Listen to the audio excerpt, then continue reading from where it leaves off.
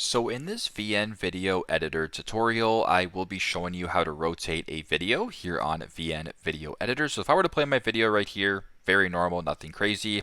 If the clip is selected, slide this bottom bar to the right to where it says rotate and select that. Once you're here, you can go ahead and rotate this however you want. So if you wanted to rotate it upside down and go ahead and play it this way, you can. Maybe if you wanted to split the clip and have the second part of the video go back to normal, you can go ahead and do that. So if I were to play both right here, the first part starts upside down and the second part flips right side up. And you can go ahead and rotate this, do what you got to do, and just kind of play around with it that way. So pretty simple, pretty straightforward. That is how to rotate a video here on VN Video Editor. Thanks again for watching and hope this helps.